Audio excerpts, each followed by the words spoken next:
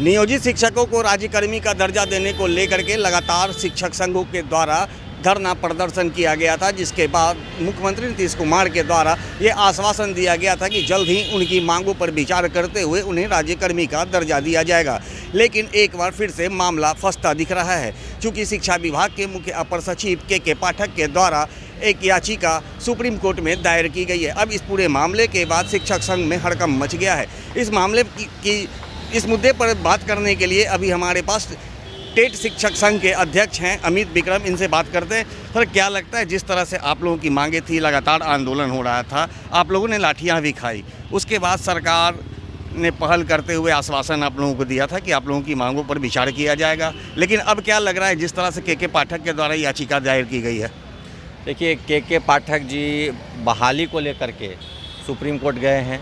DElEd और BEd के संबंध में कुछ विवाद है, सुप्रीम कोर्ट का जजमेंट है, उसी को लेकर के वो सुप्रीम कोर्ट चले गए हैं। और उनके सुप्रीम कोर्ट जाने से अब मन में संदेह पैदा हो गया है, क्योंकि देखिए अभी तक बहाली प्रक्रिया भी स्मूथली चल रही थी। माननीय मुख्यमंत्री जी ने भी कहा था कि बहाली होने दीजिए, आप लोगों को भी हम सरकारी कर्मी बना देंगे, इस तरह का आश्वासन उन्होंने 15 अगस्त को दिया था। तो हम लोग भी उम्मीद थे कि बहाली प्रक्रिया भी पूरी होगी, हमारी राज्यकर्मी का दर्जा का भी मामला सुलझ जाएगा। लेकिन अब चूंकि ऐसा लग रहा है कि बहाली की प्रक्रिया ही फंस जाएगी, क्योंकि सुप्रीम कोर्ट में मार्गदर्शन के लिए गए हैं वो, तो सुप्रीम कोर्ट में तो समय लगेगा कि ऐसा तो है नहीं कि कल परसों 2-4-10 दिन में आ जाएगा वहाँ पे कोई न्यायाधीश। समय लगेगा, बहस होगी, हो सकता है 2-4 महीने उसमें विलम्ब हो। ऐसे में राज्यकर्मी का मामला भी विलम्ब हो सकता है, ऐसी संदेह जो है सबके मन में आ गया है। और शिक्षक बहुत आशंकित हैं। कल से पहले तक जो है शिक्षक आश्वस्त थे कि उनको राज्यकर्मी का दर्जा जल्द से जल्द मिल जाएगा। कोई 2 अक्टूबर के डेट बता रहे थे, तो कोई 15 अक्टूबर तक कह रहे थे। इस तरह की बातें सामने आ रही थी कि दशहरा से पहले इस तरह का मामला सुलझ जाएगा। बिल्कुल, सब एक तरह का मैसेज बार बार आ रहा था हम लोगों के पास कि 2 अक्टूबर को तो 15 अक्टूबर को इस तरीके से आ जाएगा, दशहरा से पहले सही समस्या सुलझ जाएगी, राज्यकर्मी दर्जा सबको मिल जाएगा। लेकिन अब जो परिस्थितियाँ तेज़ी से बदल रही हैं, उसमें मन में कहीं ना कहीं संदेह है कि कहीं सरकार की कोई साजिश या कोई चाल तो नहीं है कि ये बहाली को लटका करके सारी प्रक्रिया को उलझा देना है। अब बहाली में भी देर हो, राज्यकर्मी के दर्जा में भी देर हो, मन में संदेह है। लेकिन फिर भी हम लोग उम्मीद करते हैं कि सरकार जो है हमारे मुद्दे को समझेगी और हमारी जो मांग, वर्षों की लड़ाई है, देखिए ये आजकल की लड़ाई नहीं है।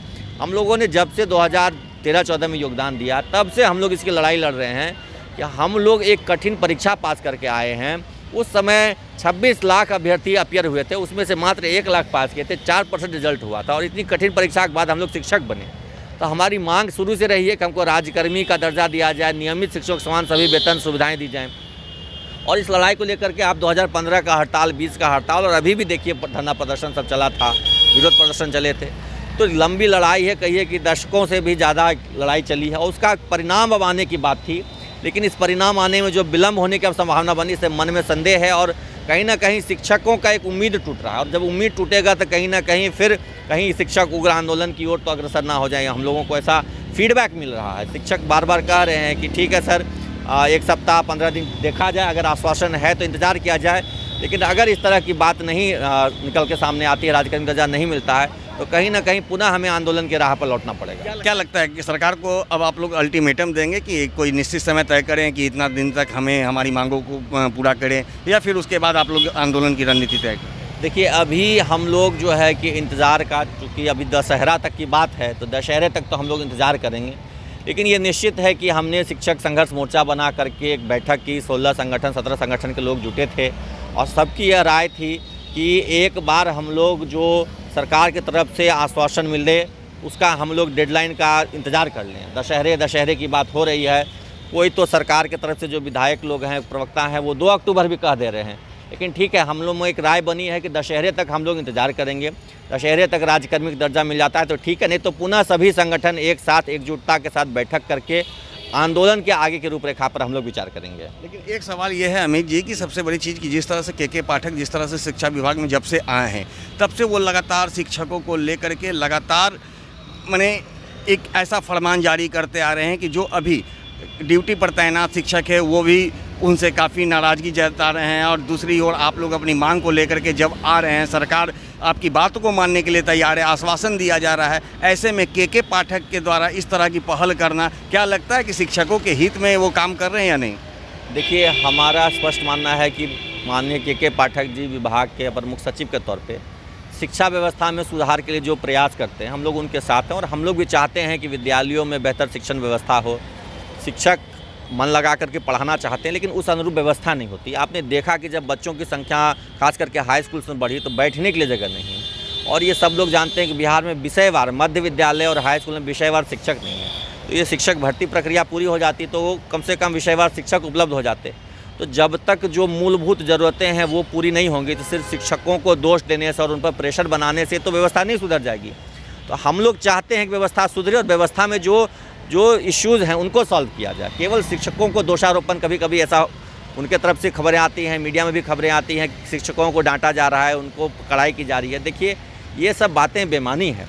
जब किसी स्कूल में विज्ञान के शिक्षक नहीं होंगे तो विज्ञान कौन पढ़ाएगा? अब साधन संसाधन की कमी है। बिल्कुल साधन संसाधन की कमी है और ह्यूमन रिसोर्स की कमी है। मूलतः देखिए, बैठने की व्यवस्था तो चलिए बच्चे जो है दरी बिछा के पढ़ लेंगे, बरामदे पढ़ लेंगे, छत पे पढ़ लेंगे, चबूतरे में पढ़ लेंगे, कहीं भी पढ़ लेंगे, लेकिन शिक्षक रहेंगे तब ना पढ़ाएंगे। हकीकत यह है कि बिहार के उच्च विद्यालयों और मध्य विद्यालयों में शिक्षकों की बहुत कमी है। विषयवार गणित के, विज्ञान के, इंग्लिश के, ये सब के शिक्षक बहुत कम हैं। तो वो पूरा किया जाए, और जो इंफ्रास्ट्रक्चर है उसको, संसाधनों का जो एक मानक है कि भाई वर्ग कक्ष की व्यवस्था होनी चाहिए, तभी तो बच्चे बैठेंगे। ये नहीं लगता है कि अगर बहाली की प्रक्रिया पूरी हो जाती तो शिक्षा में गुणवत्ता आता? बिल्कुल, बहाली की प्रक्रिया हम लोग सबको चाहते हैं कि जल्द से जल्द पूरी हो जाए। जितनी जल्दी पूरी होगी तो हमारा भी वर्कलोड घटेगा।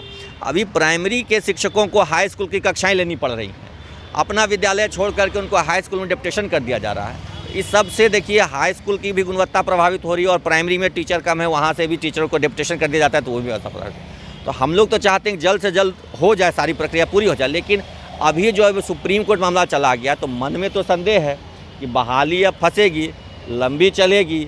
अब कितना लंबा सुप्रीम कोर्ट में ये केस चलता है ये तो देखने वाली बात होगी। सरकार की मंशा भी धीरे धीरे स्पष्ट होगी, लेकिन संदेह उत्पन्न हो गया है सबके मन में। सब लोग अब आशंकित हो गए हैं, सशंकित हो गए हैं। तो आगे क्या होगा इसका कोई ठौर ठिकाना नहीं है। आप लोग कब तक इंतजार करेंगे? इंतज़ार हम लोग 15 अक्टूबर तक का हमने एक डेडलाइन लिया है। 15 अक्टूबर से दुर्गा पूजा शुरू हो रही है, तो 15 अक्टूबर तक हम लोग इंतज़ार करेंगे। उसके बाद हम लोग पुनः बैठक करके सभी संघों की, हमारा एक मोर्चा बना हुआ है, उस मोर्चा के बैनर तले बैठक करके हम लोग कोई ठोस निर्णय उस दिन लेंगे कि आगे की रणनीति हमारी क्या हो। तो जैसा कि आपने सुना कि ये अमित विक्रम का साफ कहना है कि सरकार को 15 अक्टूबर तक का डेडलाइन दिया गया है। अगर वो बहाली की प्रक्रिया जल्द पूरा नहीं करती है, या फिर जो भी नियोजित शिक्षकों की मांग है राज्यकर्मी की दर्जा देना, अगर उस पर जल्द पहल करते हुए उनकी मांगों को पूरा नहीं किया गया तो निश्चित रूप से एक बार शिक्षक संघ का आंदोलन उग्र होगा और सरकार को झुकने पर विवश कर देगी। आर्यन न्यूज़ के लिए ज्ञानेंद्र की रिपोर्ट।